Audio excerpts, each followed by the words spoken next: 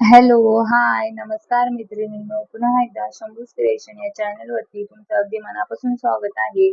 आणि आपली जी क्लासची सिरीज चालू केली आहे, फ्री शिवण क्लास, घर बसल्या स्वतःचे ब्लाऊज स्वतः शिवायला शिका, तर त्या सिरीजचा आज आपला 24वा दिवस आहे. तर बघा, या अगोदरच्या व्हिडिओमध्ये मी तुम्हाला प्रिन्सेस कट ब्लाऊजचे 2 चार्ट लिहून दिले होते. छाती आणि छातीची घडी, त्यानंतर छाती आणि बाहीची घडी. तर हे तुम्हाला या अगोदरच्या जो व्हिडिओ होता त्यामध्ये लिहून दिलं होतं. तर आत्ताच्या व्हिडिओमध्ये आपण पुढचे चार्ट बघणार आहोत, तर ते तुम्हाला लिहून घ्यायचे. तर बघा, लिहून घेतलं म्हणजे तुम्हाला देखील तुमच्या साईज नुसार किंवा कस्टमरची साईज आल्या तर साईज नुसार चेंजेस करायला सोपं जाईल. त्यासाठी तुम्हाला हे चार्ट इथं असे लिहून घ्यायचे. तर इथं बघा, इथं मी असे 3 कॉलम बनवून घेतले. आता हे असे 3 कॉलम बनवून घेतले.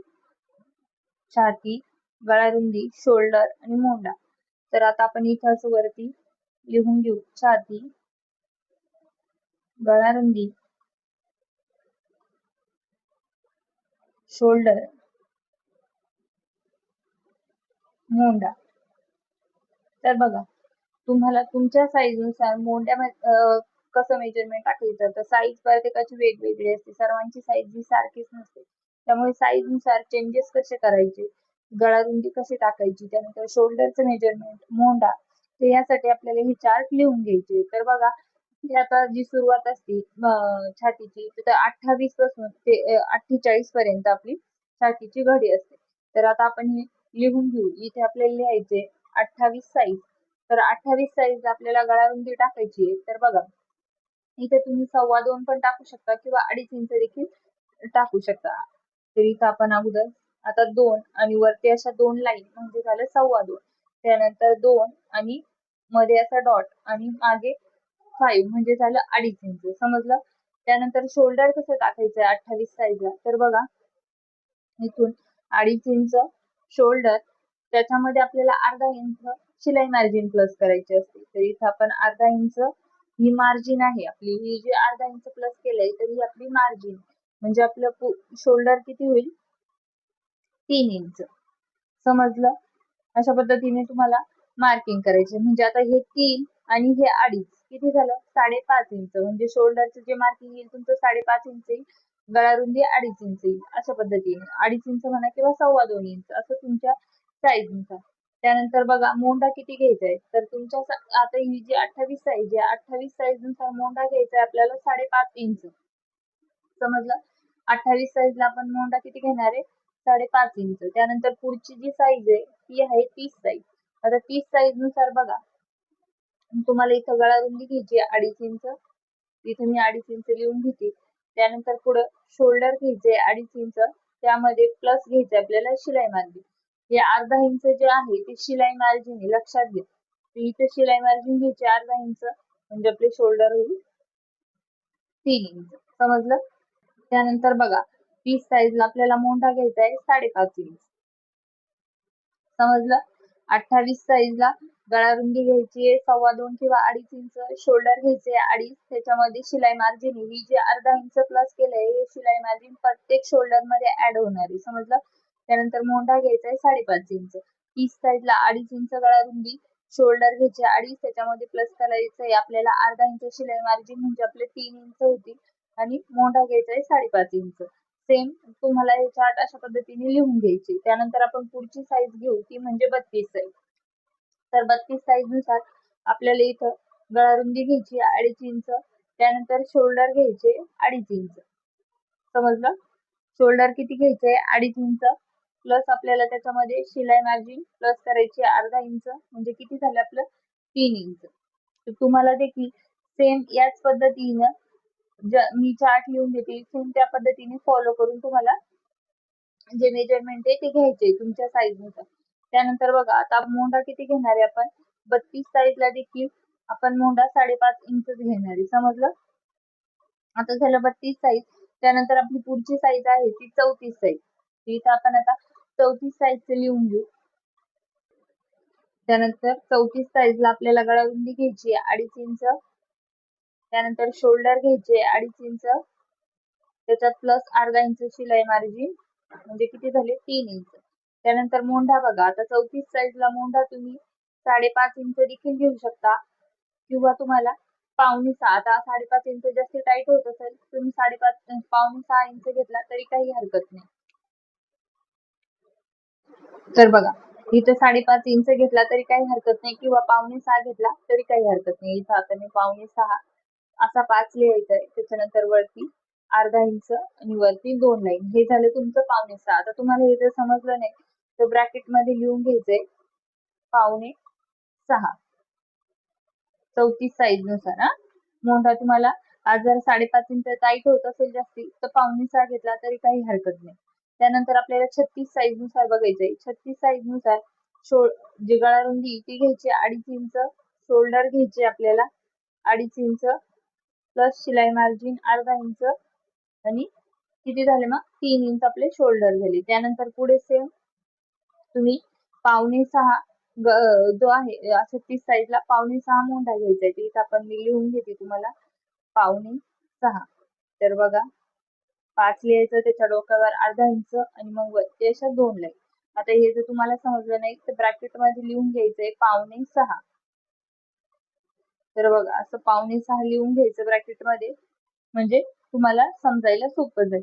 आता आपण 36 साईज तुम्हाला असं इथं लिहून दिले, तुम्हाला देखील असं सुटसुटीत लिहून घ्यायचंय, समजलं. त्यानंतर बघा पुढची साईज आहे आपली 38 साईज. आता 38 साईज नुसार आपल्याला गळा रुंदी घ्यायची आहे 2.5 इंच. त्यानंतर आपल्याला शोल्डर जे आहे ते घ्यायचे आपल्याला 2.5 इंच, त्याच्यात प्लस करायचंय अर्धा इंच शिलाई मार्जिन, म्हणजे झालं 3 इंच, समजलं. त्यानंतर बघा आता इथं तुम्हाला जर आता 38 साईज तर शोल्डर काही कस्टमरला जर जास्त हवे असेल, 2.5 इंच नकोय त्यांना 3 इंच हवे असेल, तर तुम्ही किंवा बरं का हे 2.5 इंच पण टाकू शकता, किंवा 3 इंच घेतलं त्यात प्लस अर्धा इंच शिलाई मार्जिन, आणि बरोबर किती झालं 3.5 इंच, म्हणजे तुम्ही शोल्डर 38 साईजला 3 इंच पण टाकू शकता, किंवा 3.5 इंच पण टाकू शकता, समजलं. त्यानंतर मोंढा घ्यायचा आहे 5.25 इंच. मी आता अक्षरातच लिहिते ते 5.25 इंच. 5.25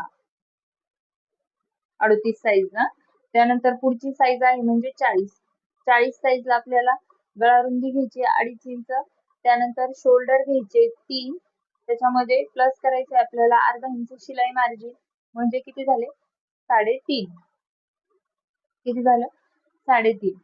तर इथं बघा आता 40 साईज, आता 40 साईजला देखील काहींना जर आता जे बसचे भाग असतो आणि तब्येत पण जास्ती असते, त्यांना 3 नकोय, त्यांना 3.5 हवे, तर तुम्ही इथं 3.5 इंच शोल्डर घेऊ शकता, त्यामध्ये अर्धा इंच शिलाई मार्जिन घ्यायची, म्हणजे 4 इंच. किती झालं 4 इंच 40 साईज नुसार, समजलं. त्यानंतर मोंढा घ्यायचा आहे 6 इंच, किंवा 6.25 देखील घेऊ शकता. हे बघा हा 6 आहे आणि 6.25 म्हणजे 6च्या डोक्यावर 2 लाईन, म्हणजे झालं 6.25. तर हे असं 40 साईज पर्यंत तुम्हाला म्हणजे मेजरमेंट ते लिहून घ्यायचे. त्यानंतर आपण आता पुढचे बघू. त्यानंतर बघा पुढची साईज आहे म्हणजे 42 साईज. तर 42 साईज नुसार आपल्याला गळा रुंदी घ्यायची आहे 2.5 इंच, किंवा 2.25 इंच देखील घेऊ शकता तुम्ही. इथं 2.25 देखील लिहून घेते मी 2.25 इंच. ते बघा 2.25 देखील घेतलं तरी काही हरकत नाही. त्यानंतर तुम्हाला शोल्डर घ्यायचे. आता शोल्डर किती घ्यायचे 3 इंच, त्यामध्ये शिलाई मार्जिन घ्यायची अर्धा इंच, म्हणजे किती झाले 3.5 इंच. त्यानंतर मोंढा किती घ्यायचा आहे 6.25 इंच. 42 साईजला आपल्याला मोंढा घ्यायचा आहे 6.25 इंच. इथे मी ब्रॅकेट मध्ये अक्षरात देखील लिहून घेते 6.25. तर बघ 6.25 असं लिहून घेतलं. त्यानंतर आपल्याला 44 साईज नुसार आपल्याला गळा रुंदी घ्यायची 2.25 इंच. किती घ्यायचे 2.25. आता मी इथं अक्षरातच लिहिते, हे बघा 2.25. त्यानंतर आपल्याला शोल्डर घ्यायचे 3 इंच, त्याच्यामध्ये शिलाई मार्जिन घ्यायची अर्धा इंच, म्हणजे किती झालं आपलं 3.5. किती झालं 3.5. त्यानंतर आपल्याला मोंढा घ्यायचा आहे 6.5 इंच. किती घ्यायचा आहे 44 साईजला आपल्याला मोंढा घ्यायचा आहे 6.5 इंच. आता हे बघा मी हे अक्षरात का लिहिले, कारण काही जणांना अंकामध्ये एवढं समजणार नाही, अक्षरात सोपं जातं, त्यामुळे आपण अक्षरातच लिहून ठेवायचं. कधी कधी आपला देखील गोंधळ होऊन जातो, ते छोट्या लाईन वरती दिसत नाही. बघा आता हे जे लाईन आहे ते कधी कधी असं आपल्याला आपण चुकून जर 6 घेऊन घेतो, त्यामुळे अक्षरात लिहून घ्यायचे हे 5.25 5.6 असं असेल तर. त्यानंतर पुढची साईज आहे 46 साईज. 46 साईज नुसार गळारुंदी घ्यायची 3 इंच, शोल्डर घ्यायचे 3 अधिक शिलाई मार्जिन म्हणजे झाले 3.5. त्यानंतर मोंढा घ्यायचा आहे. तर मोंढा आपल्याला 46 साईज आहे. 46 साईज नुसार आपल्याला मोंढा इथं 6.5 इंच घ्यायचा आहे. किती घ्यायचा आहे? 6.5 इंच. समजलं? तर बघा, आपल्याला पुढची जी साईज आहे ती म्हणजे आहे 48 साईज. इथे मी लिहून घेते 48 साईज. त्यानंतर आपल्याला गळारुंदी घ्यायची 3 इंच. 48 साईजला आपल्याला गळारुंदी किती घ्यायची? 3 इंच. त्यानंतर शोल्डर किती घ्यायचे? 3 अधिक शिलाई मार्जिन बरोबर झाले 3.5. त्यानंतर मोंढा किती घ्यायचा आहे? 6.5 किंवा 6.75. 6.75. तर हे बघा असं लिहून घेतले मी, अक्षरातच लिहिलंय. तर हे बघा, तुम्हाला देखील 48 साईज पर्यंत हे जेवढे चार्ट आहे हे लिहून घ्यायचे, म्हणजे आपल्याला ब्लाउज कटिंग करताना सोपं जाईल. तर इथे मी बघा, तुम्हाला काही समजणार नाही ते अंकामध्ये, तर तिथे अक्षरात लिहिलंय, तुम्ही देखील अक्षरातच लिहा, तुमचा देखील गोंधळ होणार नाही. तर आता बघा, इथे कशा पद्धतीने मार्किंग करायची असते. आपण शोल्डरची मार्किंग करतो. आता इथं बघा, हे 3 इंच गळारुंदी आणि हे 3.5 इंच असं प्लस करायचं. हे बरोबर आहे ना? हे घ्यायचं 3 आणि 3.5 किती झालं म्हणजे 6.5. म्हणजे मग शोल्डरचं जे मेजरमेंट येईल ते किती येईल? 6.5. आणि गळारुंदी त्यामध्ये आतमध्ये टाकशाल तुम्ही 2.5 इंच. तर अशा पद्धतीने तुम्हाला मार्किंग करायची. समजलं? तुम्हाला काही डाऊट असतील तर कमेंट करू शकता तुम्ही. त्यानंतर आपण पुढचा चार्ट बघणार आहे, तो म्हणजे छातीनुसार आपल्याला टक्स कसे घ्यायचे. तर आपण इथं पुढचा जो चार्ट आहे तो बघू. तर छाती, आडवा टक्स,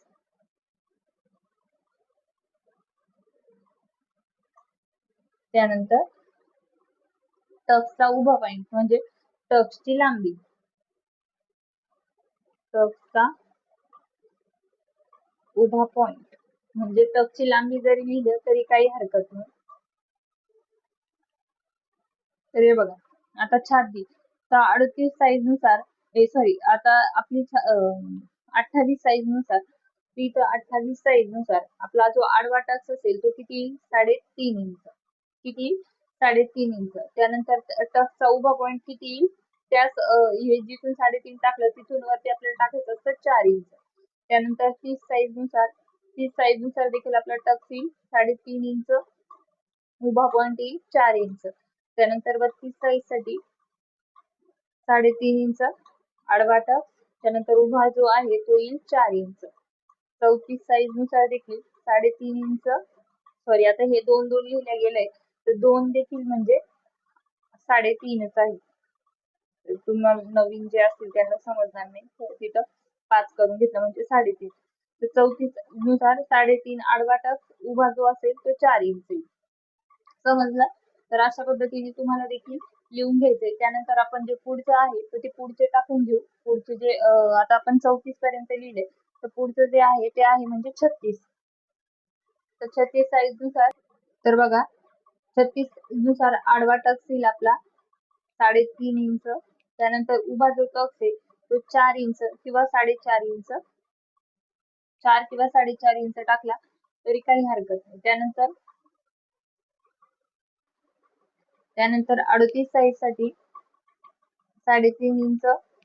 त्यानंतर टक्सचा जो उभा पॉइंट आहे तो येईल 4 इंच किंवा 4.5 इंच.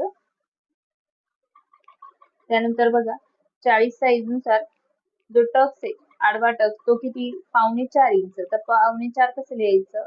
3 लिहायचा, त्याच्यावरती अर्धा आणि ह्या 2 लाईन. आता ब्रॅकेट मध्ये मी लिहून घेते 4.5. समजलं? त्यानंतर जो टक्सचा जो उभा पॉइंट आहे तो किती? 4.5 इंच. समजलं? त्यानंतर आपली पुढची साईज आहे ती म्हणजे 42 साईज. तर 42 साईज नुसार बघा, आपला आडवा जो पॉइंट आहे म्हणजे आडवा टक्स जो आहे तो किती? 4.5 इंच. आता मी इथं अक्षरातच लिहून घेते 4.5 इंच, म्हणजे तुमच्या लक्षात येईल लवकर. आणि जो उभा टक्स आहे तो म्हणजे टक्सचा उभा पॉइंट तो किती? 4.5 इंच.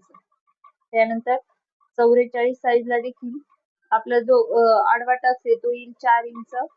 आणि उभा जो टक्सचा उभा पॉइंट आहे तो येईल 4.5 इंच. त्यानंतर 46 साईजला आडवा टक्स येईल 4 इंच, उभा पॉइंट येईल 4.5 इंच.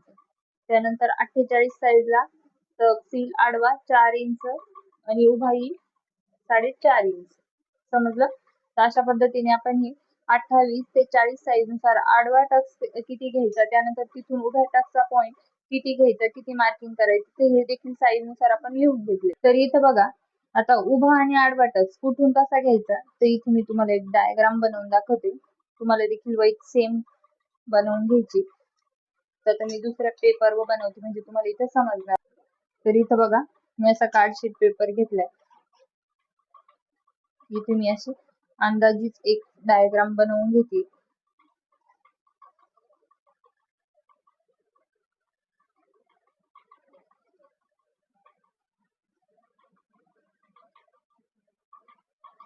तर ते मी अंदाजित डायग्राम बनवून घेतली. तर हा जो आडवा टक्स आहे, आडवा टक्स म्हणजे काय तर हे बघा, इथून जो टाकायचा असतो त्याला आडवा टक्स म्हणतात. इथे मी लिहून देते आडवा टक्स.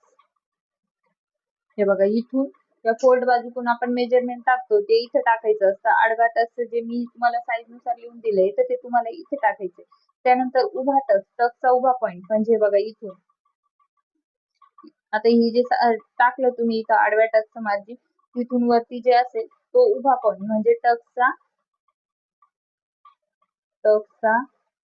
उभा पॉइंट किंवा उभा टक्स असं देखील म्हणलं तरी काही हरकत नाही. तर समजलं? तर बघा, हा इथून आहे तो आडवा टक्स, इथून आहे तो उभा टक्स. तुम्हाला मी जी डायग्राम प्रिन्सेस कटची काढून दिली त्यामध्ये सविस्तर सांगितलंय का कशा पद्धतीने कुठून किती मार्जिन टाकायचे. पण तुम्हाला ही अशी एक डायग्राम बनवून दिली इथं, तर तुम्हाला हे टक्स लिहून दिले तर ते कशा पद्धतीने कुठून किती टाकायचे. आडवा टक्स इथून किती ते हे साईज नुसार टाकायचे, उभा टक्स इथून वरती किती तो देखील साईज नुसार टाकायचे. त्यानंतर बघा, आता हे प्रिन्सेस कटचे जे पार्ट आहे ते मी तसं बनवून घेते, हातानेच बनवते. म्हणजे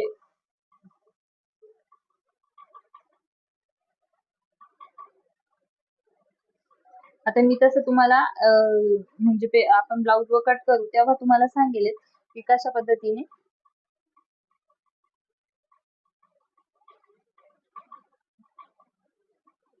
आता म्हणजे प्रिन्सेस कटचे दोन्ही पार्ट आहे तर हे आपल्याला मार्जिन वाढवायची असते, कारण हे दोन्ही पार्ट एकमेकाला जॉईन होतात ना, त्यामुळे इथून आपण अर्धा इंच शिलाई मार्जिन घ्यायची असते आणि इकडनं देखील अर्धा इंच शिलाई मार्जिन घ्यायची असते. आता हे तुम्ही आपण जेव्हा कट करू ना, ब्लाऊज कट करणार आहे तेव्हा तुमचं क्लिअर होऊन जाईल, त्याचा काही प्रॉब्लेम नाही. फक्त तुम्हाला हे लक्षात ठेवायचं आहे आडवा टक्स कुठून टाकायचा, उभा टक्स कुठून टाकायचा. समजलं? तर बघा, अशा पद्धतीने आपण जे प्रिन्सेस कटचे जे चार्ट होते ते सर्व चार्ट मी इथे तुम्हाला लिहून दिले. तुम्हाला देखील तुमच्या साईज नुसार सेम हे चार्ट असे वहीमध्ये लिहून घ्यायची, डायग्राम देखील लिहून घ्यायचे आहे बघा. आणि काही प्रॉब्लेम आला, डाऊट आला तर कमेंट करा, मी नक्कीच तुमचा काही प्रॉब्लेम डाऊट असेल तर सोडवण्याचा नक्कीच प्रयत्न करेल. तर बघा, तर आपल्या आजच्या या व्हिडिओमध्ये आपण पूर्ण जे चार्ट होते ते सर्व कंप्लीट केले. आता उद्यापासून जो व्हिडिओ आपल्या जे आपण पेपर पॅटर्न कटिंग केलंय ते आपण आता ब्लाऊज वर ठेवून कशा पद्धतीने कटिंग करायचे आणि कुठे किती वाढवायचे हे मेन इम्पॉर्टंट आहे.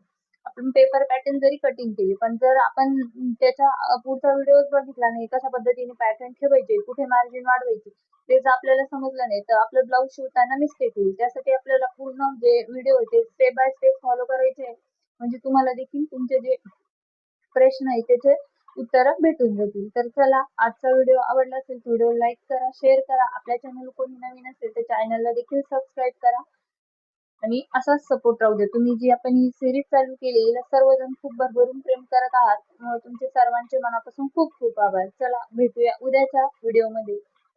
बाय.